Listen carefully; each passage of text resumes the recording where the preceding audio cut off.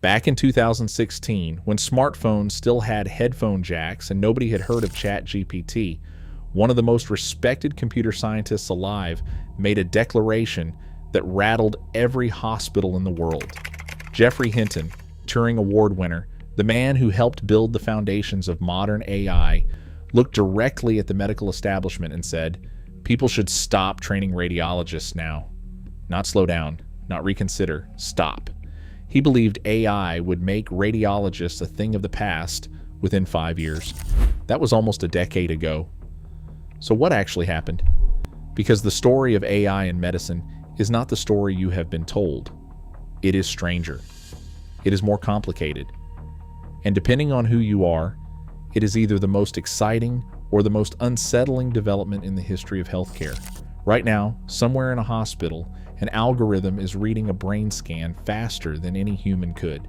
In another building, a robotic arm is performing surgery through incisions so small they barely exist. In a lab, an AI has just proposed a drug molecule that no human chemist has ever imagined. And somewhere else, a therapist is being replaced by a chatbot. A nurse is being watched by a predictive system that flags her every move. A doctor is spending more time reviewing AI outputs than actually talking to patients. This is not a story about robots taking over. It is a story about a collision between a technology moving at machine speed and a profession built on human judgment, human touch, and human error. We are going to go specialty by specialty: radiologist, surgeon, pharmacist, psychiatrist, nurse. And by the end, you will not just understand what is changing, you will understand why it matters that we get this right. Let us go back to Hinton's prediction. By 2025, American radiology residency programs did not shrink. They grew, offering a record 1,208 positions, a 4% increase from the year before. The average salary for a diagnostic radiologist reached $520,000 per year. That is 48% higher than it was just a decade earlier. The field that was supposed to be extinct is booming. But here is the thing: that does not mean nothing changed. The AI market in medical imaging, software that reads X-rays, MRI scans, and CT scans, was valued at $7.52 billion in 2025 and is projected to reach $26.16 billion by 2030. Companies like iDoc and Zebra Medical Vision now have their systems running in hundreds of hospitals across multiple countries. So what is actually happening? The short answer is AI became a tool, not a replacement.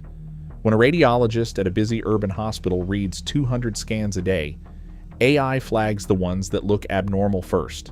The critical hemorrhage doesn't wait at the bottom of the queue. The early stage lung nodule doesn't get missed because someone was tired at 11 p.m.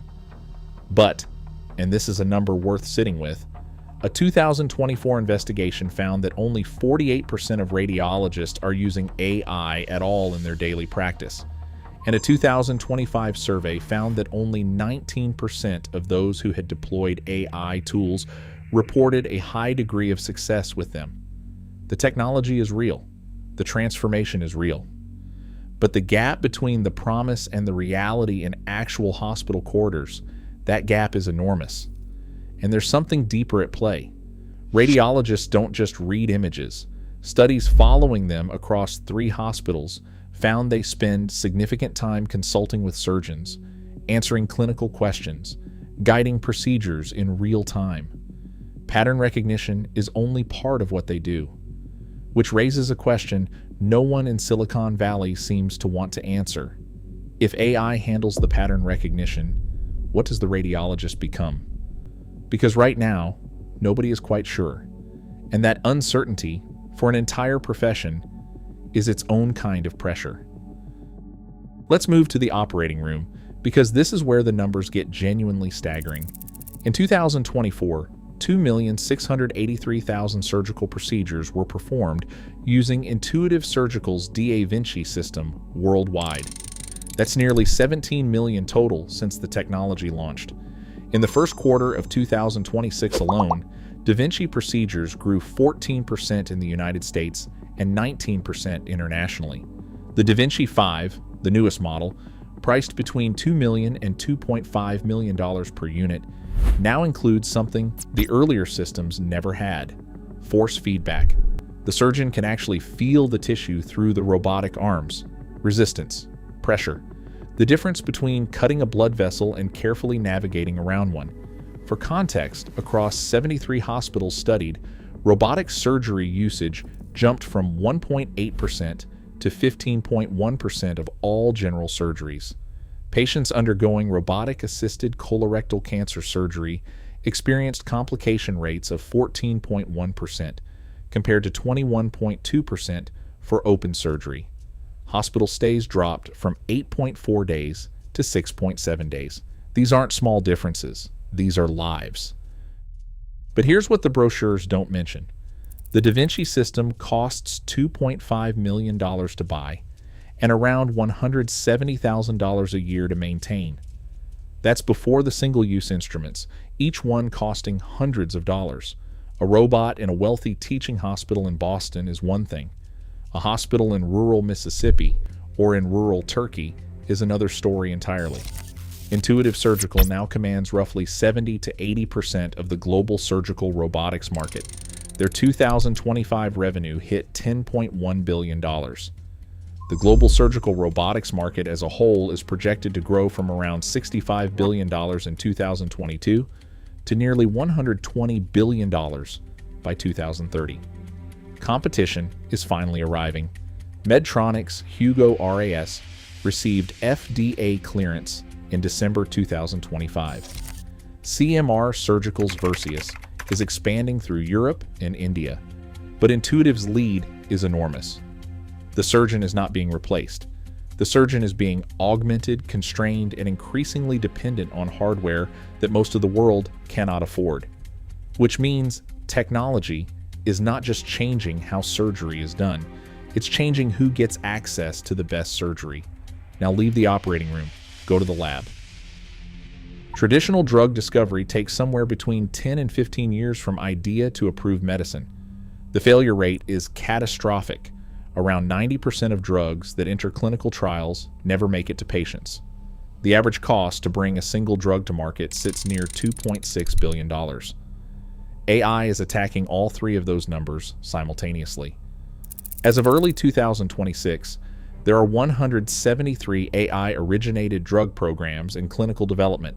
2 years ago, that number was 24. The AI-based clinical trials market grew from $7.73 billion in 2024 to $9.17 billion in 2025 and is projected to hit $21.79 billion by 2030. Here's where it gets remarkable. AI-discovered drug candidates are achieving 80 to 90% success rates in Phase 1 clinical trials, compared to the historical average of around 40 to 65% for traditionally discovered drugs. Preclinical development timelines have been compressed from 3 to 4 years down to 13 to 18 months. The company Exscientia advanced 3 AI-designed drug candidates into clinical trials in under 12 months, a process that once took years of expensive chemistry work. But here's the honest reality. As of December 2025, not a single AI-discovered drug has received FDA approval. Not one. The pipeline is filling up. The Phase 1 results are promising. But the finish line, the moment when an AI-designed molecule actually reaches a patient as an approved treatment, has not been crossed yet. The FDA qualified its first AI-based tool for use in clinical trials in December 2025. It is a cloud platform that helps pathologists score liver biopsies in clinical studies. A real milestone. A cautious one. The pharmacist of the future is not disappearing, but the chemistry that defines the job, understanding how molecules interact with biology, how they fail, how they are optimized, that work is increasingly being done by algorithms that can screen millions of compounds in the time it takes a human researcher to make a cup of coffee. Mental health is where this story gets genuinely uncomfortable. The numbers that frame the problem are stark. In the United States, There are only 10 child psychiatrists for every 100,000 adolescents. World Health Organization data confirms massive gaps in psychologist and psychiatrist availability across India, Africa, and large parts of Asia. Millions of people who need mental health care simply cannot access a human provider, not because of cost alone, but because the humans do not exist in enough numbers. So technology moved in to fill the gap. AI mental health chatbots, such as Wobot, Wysa, and others, have been downloaded tens of millions of times. In 2025, the American Psychological Association noted that emotional support has become one of the most common uses of generative AI chatbots globally, and the research does show some benefits. Studies suggest AI chatbots can reduce mild anxiety and depression symptoms in certain populations, improve engagement in group therapy programs, and provide 24/7 access to support that no human clinic can offer. But in September 2025, parents of teenagers who died by suicide testified before the United States Senate. Their children had been using AI companion chatbots, and according to the lawsuits filed against the developers, those chatbots had been designed to be emotionally addictive, to encourage dependence, to keep users engaged at any psychological cost. In November 2025, a U.S. court took up those cases.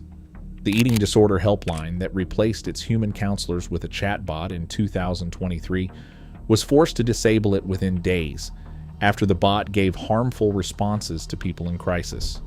The psychiatry profession is not at risk of disappearing, but it is at risk of being bypassed by platforms that market themselves as mental health tools while operating with no clinical oversight, no licensing requirements, and no accountability when things go wrong.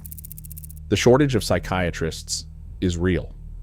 The suffering it causes is real, but the solution, if we're not careful, could cause its own kind of damage.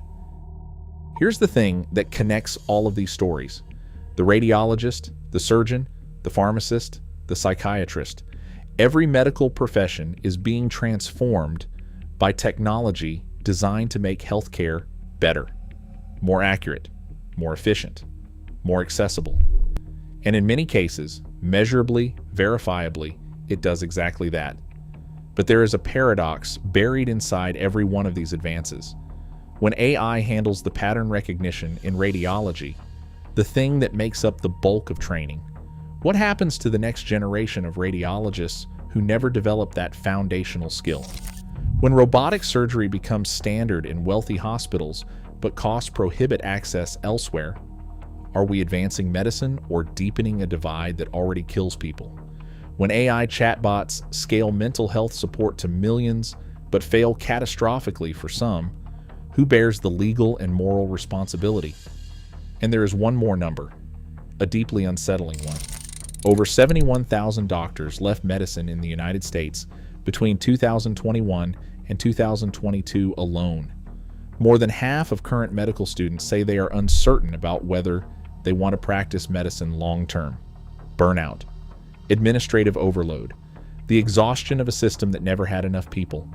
AI is being offered as the answer to that shortage. But AI did not create burned-out doctors. Broken systems did. And a system that replaces exhausted humans with algorithms without fixing what exhausted those humans in the first place has not solved the problem. It is just hidden, more efficiently. Technology in medicine is not good or bad. It never is. It is a mirror. It reflects exactly what we decide to prioritize: precision or access, efficiency or empathy, the patient in front of the machine, or the patient who can't afford to be anywhere near it. The radiologist is still reading scans. The surgeon still guides the robot's arms. The pharmacist still interprets the data that AI generates. The psychiatrist still needs to be there when a chatbot cannot be trusted with someone's worst moment. These professions aren't ending. They're being asked a harder question. What are you? If the machine can do part of what you do. That question doesn't have an easy answer, but it might be the most important question in medicine right now. If you made it this far, you'll love what's coming next. subscribe, and stay with us.